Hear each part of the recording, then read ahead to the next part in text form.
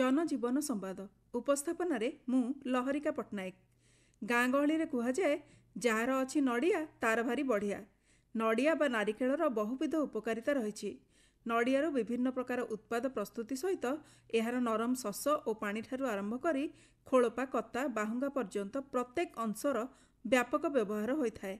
नड़िया निजर असाधारण पुष्टिकर तथा औषधीय गुण पाई बेस परिचित।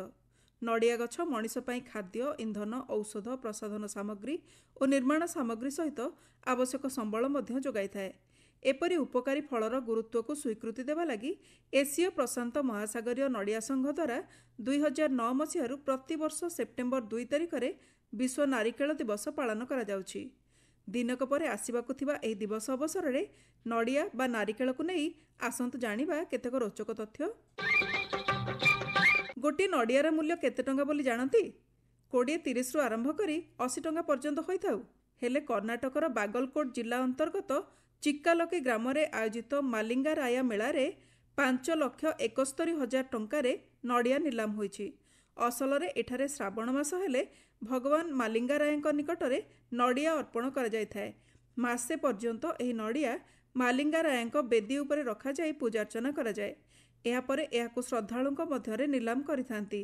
चलित वर्ष यह 5,71,000 टंकारे निलाम धरा जायतिबा बेले गत वर्ष 6,51,000 टंका होइतिला। श्रद्धालुंकर विश्वास जे एही नड़िया नै घरे रखिले देवतांक आशीर्वाद एवं सौभाग्य प्राप्ति हुए। दक्षिण भारतर पश्चिम घाट सहित समस्त समुद्रकूलीय अंचल रे श्रावण पूर्णिमा तिथि नारिकेल पूर्णिमा बा नारली पूर्णिमा भावे पालन करा जाए। यह मुख्यतः माछ धराली बा धीवर मानकर पर्व। एही दिन भगवान इंद्र एवं वरुण को पूजा करी सेमाने माछ धरिबार शुभारंभ करिथांती। वर्षार देवता इंद्र एवं समुद्र देवता वरुण सेमानकर रक्षा करिबे बोली प्रार्थना करी सेमाने समुद्र को कदली पत्र रे नड़िया अर्पण करिथांती। नड़िया को हलदिया कपड़ा और पत्र रे भल भावे सुसज्जित करी शोभायात्रा रे समुद्र कूल को नेबा सहित यार शिखा समुद्र दिगरे रखी पूजार्चना करिबा परे समुद्र जल को अर्पण करिथांती। दक्षिण भारत में विभिन्न समाजर लोके एही पर्व को निज निज रीति रे पालन करती। उपवीत धारण करुथिबा लोके एही दिन एहाकु बदलाउथिबारु एही पर्व को अवित्तम बोली मध्य कहा जाए। यह श्रावणी तथा ऋषि तर्पण नाम रे मध्य परिचित। वर्षा ऋतुरे तमिलनाडु अंचल रे आदि पेरुक्कु नाम रे एक पर्व पालन करती। प्रकृति पूजा करने लगी पानी को समर्पित एही पर्व पालित हुए। एही पर्व रे सबुठारु आश्चर्यजनक घटना हेउछि मुंडरे नड़िया भांगिबा। यह निश्चित भावे एक विपज्जनक कार्य, किंतु ईश्वरीय श्रद्धारे लोके एही कार्य को मध्य आग्रह करिथांती। मुंडरे नड़िया फटाइबा अर्थ अतीतर श्रृंखल खोली निजको ईश्वरଙ୍କ चरणरे समर्पित करिदेबा। तमिलनाडुर करूर स्थित महालक्ष्मी मंदिर रे एही प्रथा पालन करा जाए।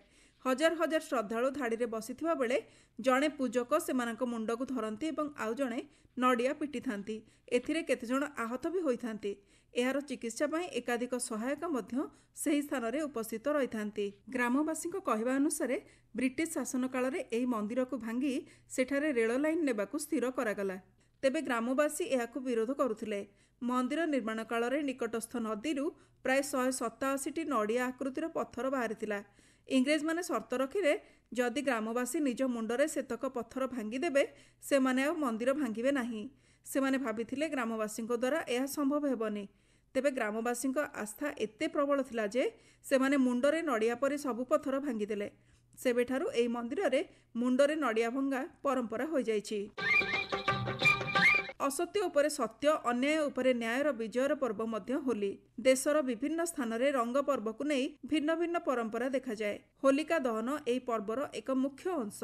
उत्तर प्रदेश कानपुर अंतर्गत जुनैदपुर ठारे थिबा बालाजी मंदिर रे काठ गोबर घसी बदल रे नड़िया रे होलिका दहन हुए। वर्ष सारा लोके एठाकु विभिन्न मनस्कामना पूर्ण पाई निज घरु चिमुटाए माटी एवं नड़िया आनी पूजा करिबा परे गोटिए स्थान रे रखंती। होली दिन एसबु जमा होइथिबा नड़िया रे होलिका दहन द्वारा सेमानक विपत्ति दूर होइथाए एवं वर्ष सारा घरे सुख शांति रहे बोली सेमानकर विश्वास। राजस्थान मेहंदीपुर बालाजी मंदिर रे मध्य एपरी परंपरा प्रचलित थिबा जणा जायछि।